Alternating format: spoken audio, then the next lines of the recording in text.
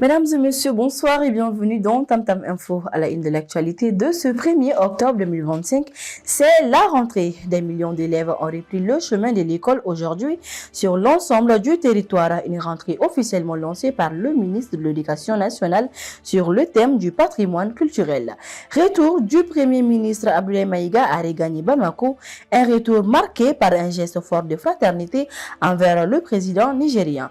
Hommage international à la culture malienne. La ville de Paris a inauguré une place au nom du grand griot soniqué Ganda Fadiga en présence de sa famille et de la diaspora. Développement industriel des investisseurs marocains au Mali pour un projet d'usine textile visant à transformer notre coton sur place.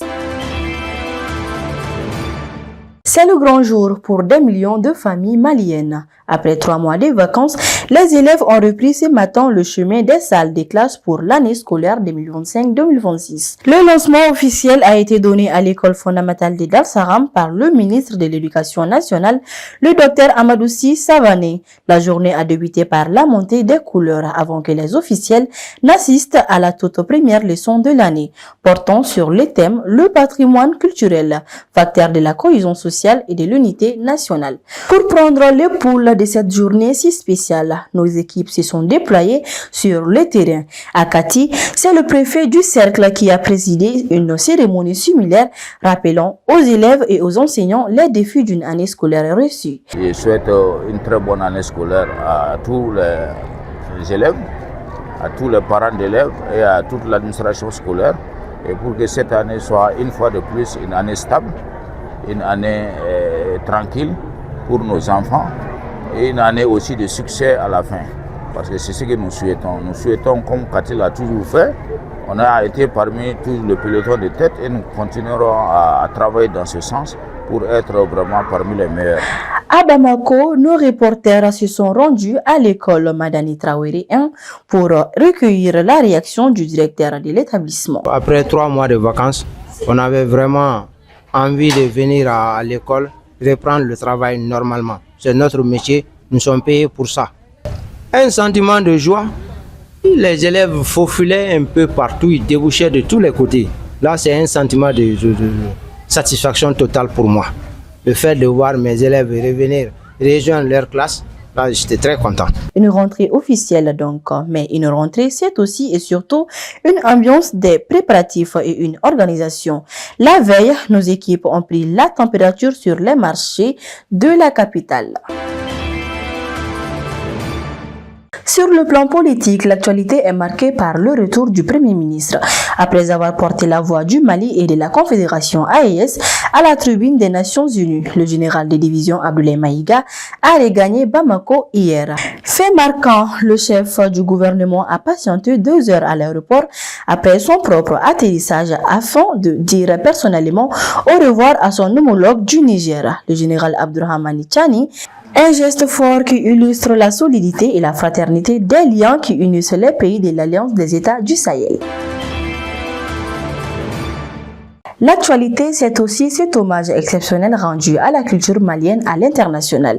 Le 25 septembre dernier, la mairie du 18e arrondissement de Paris a officiellement inauguré la place Ganda Fadiga à l'honneur du grand conteur et griot soniqué d'origine malienne décédé en 2009.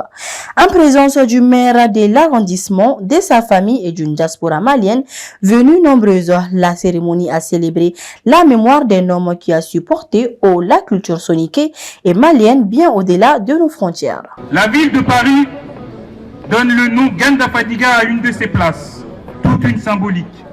Demain, les habitants de cette place recevront leur courrier avec l'adresse place Ganda Fadiga.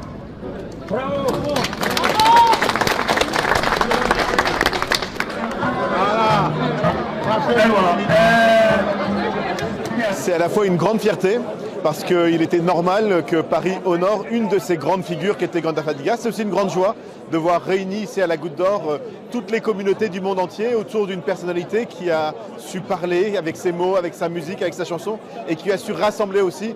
Et au fond, c'est ce grand moment de rassemblement dont on est aussi fiers aujourd'hui. Et Mais l'avenir du pays se construit aussi sur le plan industriel. Le ministre de l'Industrie et du Commerce a reçu hier une délégation d'investisseurs marocains au cœur de discussion, le projet Modal Text 2025 qui vise à implanter une nouvelle usine textile au Mali. Cette unité ambitionne de fabriquer 1000 pièces de vêtements par jour en transformant directement le coton malien sur place. Un projet qui s'inscrit parfaitement dans la volonté du gouvernement de valoriser nos matières premières et de promouvoir la marque fabriquée au Mali. Enfin, un mot sur la vie quotidienne. Face aux plaintes des consommateurs, les autorités renforcent les contrôles à Bamako pour lutter contre la spéculation sur les prix du carburant. Pour rappel, les prix officiels sont de 725 francs CFA pour le gasoil et 775 francs CFA pour le super. Les autorités appellent les citoyens à dénoncer tout abus. C'est la fin de cette édition. Merci de votre fidélité sur Tam Tam TV.